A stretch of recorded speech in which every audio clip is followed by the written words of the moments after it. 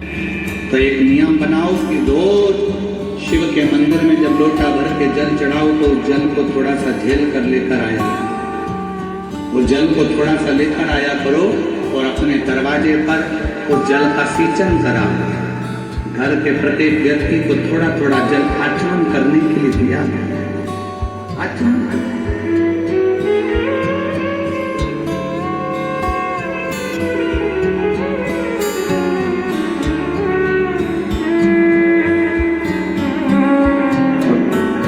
कहेंगे आज ईसर गौराज महापुराण की कथा से, मान लो कोई वस्तु आपकी खो गई, कोई चीज नहीं मिल रही है, बहुत देर से आप ढूंढ रहे हो, प्रयास कर रहे हो। सुबह सुबह जब भगवान को जल चढ़ाने जाओ ना, तो जो जल लेकर आते हो ना, उससे अपने साड़ी का कोई भी पल्लू जरा सा भाग उसको गीला कर लिया थोड़ा सा, और उसको नेत्र से लगाकर घर में आकर उस वस्तु का स्मरण कर कर बाबा से प्रार्थना करो, बाबा मेरी वो सामग्री बहुत कीमती थी पर नहीं मिली। आप प्रयास करोगे ना बाबा तो ढूंढ सकते। विश्वास करता है 24 घंटा या 48 घंटे के अंदर वो सामग्री मिलेगी जरूर, जहां भी होगी वो प्राप्त खोजिए।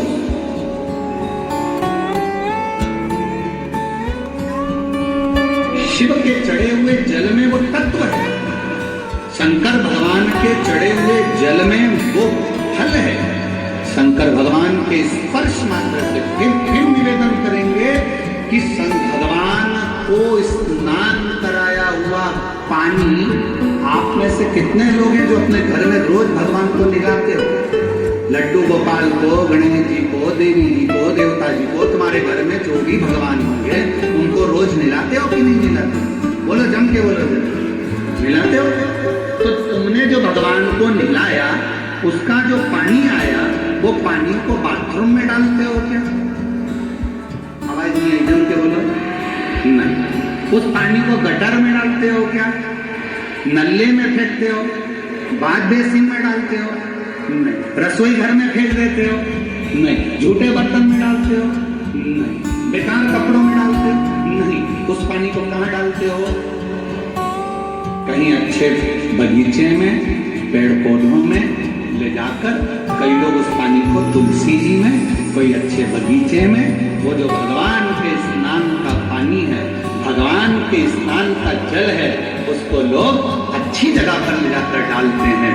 जरा विचार करना, पानी का मात्र भगवान से स्पर्श हुआ तो वो पानी बाथरूम में नहीं गया। उसी तरह आप रोज अगर भगवान के चढ़े हुए जल का स्पर्श करोगे तो तुम भी गलत जगह नहीं जाओगे, अच्छी जगह है, श्रेष्ठ जगह है। आप गलत जगह नहीं हो, आप गलत जगह नहीं हो।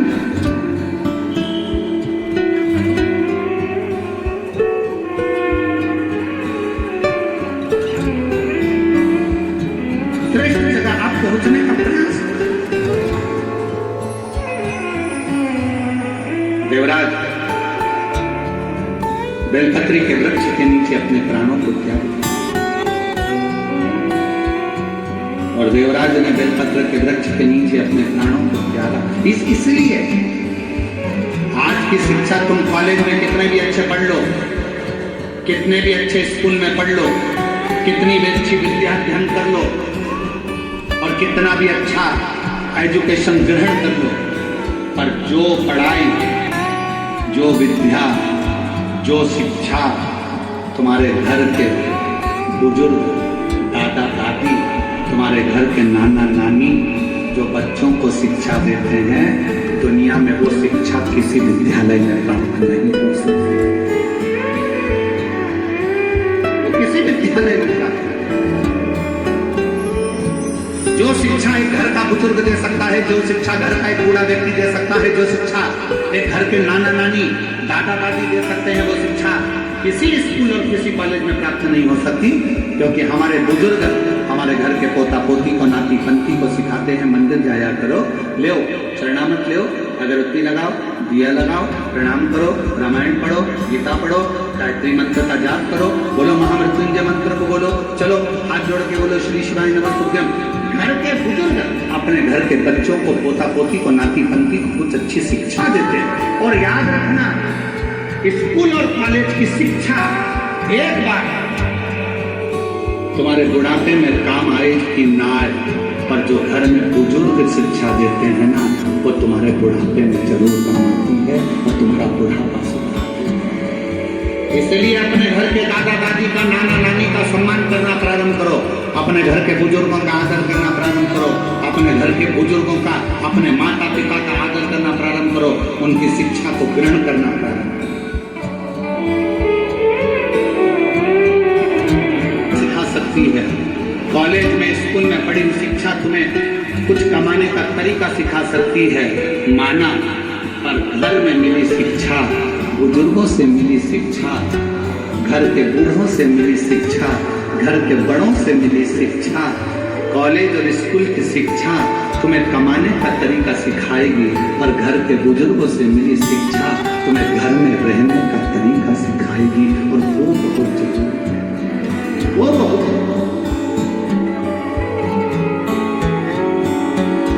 सबसे ज्यादा जरूरी है वो शिक्षा की, कि आज के जमाने में घर में रहने का तरीका सिखा।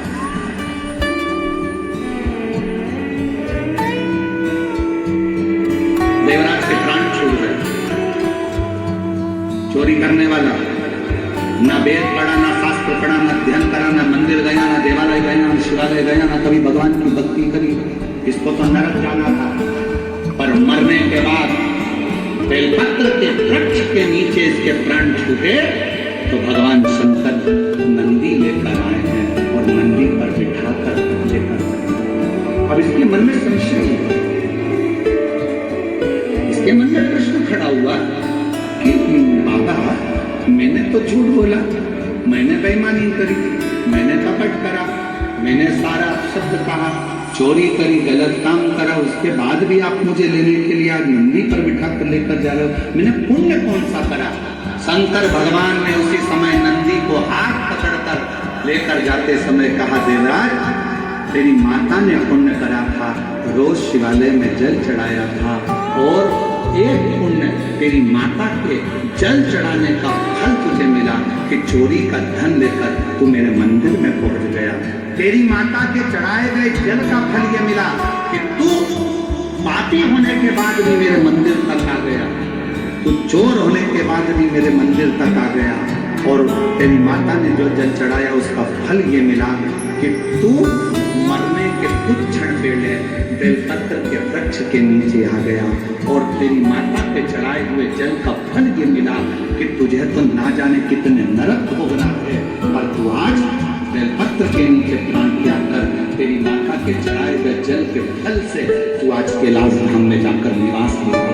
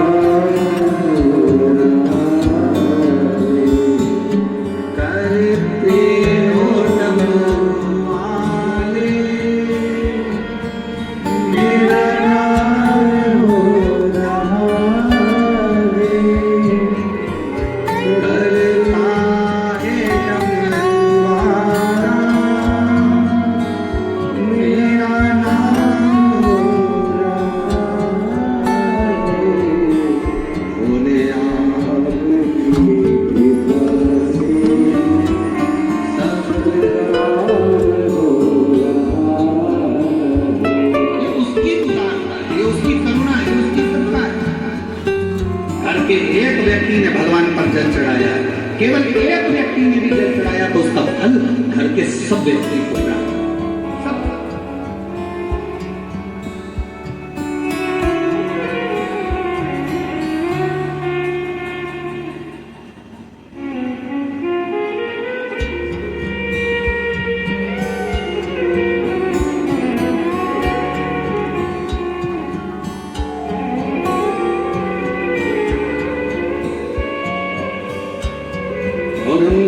में तो नहीं था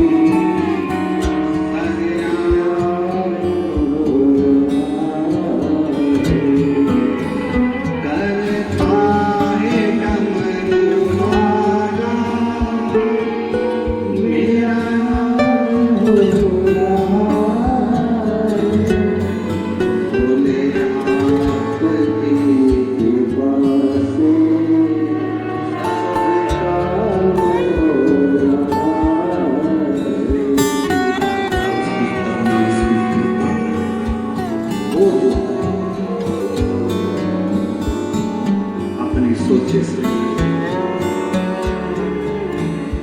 कथा आई, आगे वर्णन आया। समुद्र के तट पर एक वाष्कल नाम का एक गांव है।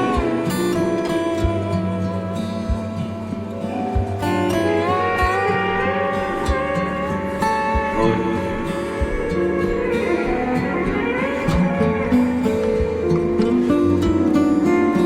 समुद्र के तट पर एक वाष्कल नाम का गांव है, जिसमें ब्राह्मण ही ब्राह्मण रहते हैं, द्विजों से भरा हुआ।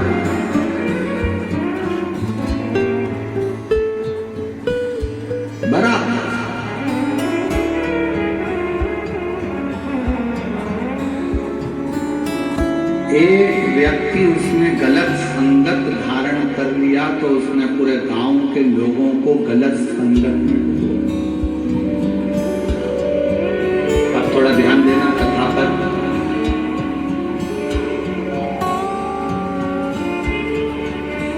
यदि मान लो घर में कोई एक व्यक्ति बिगड़ा हुआ है, मदिरा का नशा करता है, गांजा पीता है या गलत व्यसन करता है, तो क्या उसको देखकर सारे घर के लोगों को बिगड़ना चाहिए? क्या करना चाहिए? उसको सुधारने का प्रयास करना, उसको थोड़ा सुधारना। अब वो सुधरेगा कैसे? घर से निकाल दोगे तो क्या सुधर जाएगा? झगड़ा करोगे तो सुधर जाएगा? लड़ लोगे तो सुधर जाएगा? नहीं। उसको सुधारने का सबसे सुंदर तरीका है कि उसको गलत लोगों की संगत में से हटाकर कहीं शिव पुराण में भजने वालों की संगत में बिठाना प्रारंभ कर दीजिए। धीरे धीरे उसको होटल से निकालकर देवालय तक भेजना प्रारंभ कर दीजिए। उसको गलत जगह से हटाकर भगवान की भक्ति की ओर लगाना प्रारंभ कर दीजिए। धीरे धीरे धीरे धीरे धीरे धीरे। और शिव महापुराण में श्रम्भेश्वर बाबा का एक कितना सुंदर वर्णन किया गया कि अगर मान लो कोई व्यक्ति नशे में डूबा रहता है, मदिरा का नशा छोड़ ही नहीं रहा, पूरा प्रयास कर लिया, वो दारू छोड़ने को तैयार है। 8 साल 10 साल 15 साल 20 साल 25 साल 30 साल निकल गए और वो मदिरा छोड़ ही नहीं रहा। बहुत तकलीफ में नया लड़का है, अभी शादी हुई बहू बेचारी रोती है, घर के बच्चे रोते हैं, पर वो मदिरा का नशा छोड़े ही नहीं। तो श्रम्भेश्वर महादेव का स्मरण करें। बेलपत्री के 5 पत्ते, शमी के 3 पत्ते। बेलपत्री के कितने पत्ते? 5। शमी के कितने पत्ते? 3। बेलपत्र के 5 पत्ते, शमी के 3 पत्र और काली मिर्च 5।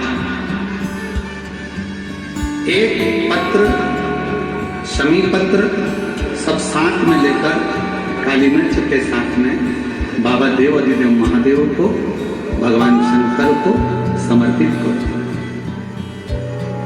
श्रम्भेश्वर महादेव का नाम जम के बोलो। कौन सा महादेव? श्रम्भेश्वर महादेव। आपने कथा में सुना होगा कि शरम्भ पक्षी का रूप में भी शंकर भगवान ने लिया। किसके लिए लिया था? नरसिंह भगवान को जो गुस्सा आ रहा था, नरसिंह भगवान को तोड़ फोड़ कर रहे थे, सारे देवताओं को डर लग रहा था। अब भगवान शंकर ने शरम्भ पक्षी का रूप धारण कर नरसिंह भगवान को अपने पंजे में उठाकर अलकनंदा नदी में ले जाकर डाल दिया। शिव जी ने एक नाम दिया, शंकर जी का एक नाम का उच्चारण हुआ। क्या नाम था? जम के बोलो। श्रम्भेश्वर महादेव। आवाज नहीं आ रही है, जरा जम के बोलो। कौन से महादेव? बोल श्रम्भेश्वर महादेव की। श्रम्भेश्वर महादेव। 5 बेलपत्र, 5 कमल काली मिर्च, 3 शमी पत्र शंकर जी को चढ़ाकर बाबा से श्रम्भेश्वर महादेव का नाम लेकर विनय कर, बाबा आपकी कृपा होगी तो जीव नशे से मुक्त जरूर होगा। शंकर आपकी कथा कहती है कि आप राम नाम की मस्ती में डूबते हो और नशे को त्यागते हो।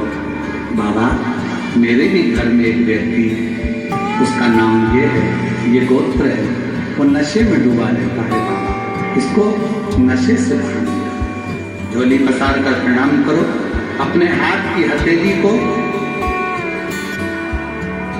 जैसे ये जल बहने वाला जो स्थान है, यहाँ ये पानी जो यहाँ से बहकर आता है, अपने सीधे हाथ की हथेली को यहाँ लगाओ। सीधे हाथ की हथेली को यहाँ लगाकर फिर ये जो जलाधारी है, यहाँ अशोक सुंदरी का स्थान होता है, अपनी हथेली को यहाँ लगाओ। कार्तिक के गणेश जी का जो स्थान जलाधारी पर होता है, वहाँ हथेली को लगाकर बाबा के शिवलिंग का स्पर्श कर जो चढ़ाई हुई सामग्री है उसको वापस उठा लो और लेकर शमी पत्र मदिरा पीने वाले व्यक्ति के कक्ष में रख दो, और एक बेलपत्र और एक काली मिर्च जो मदिरा के नशे में लगा रहता है, सुबह के टाइम पर बेलपत्र, शाम के समय पर काली मिर्च, किसी भी तरह से उसको खाने में देना प्रारंभ करिए। 15 दिन बाबा का चढ़ा हुआ जल शंभेश्वर महादेव के नाम से लीजिए। ज्यादा से ज्यादा 20 दिन 22 दिन के अंदर वो धीरे धीरे मदिरा छोड़ना प्रारंभ हो देगा, मदिरा से दूर होता जाएगा। मदिरा कौन से महादेव?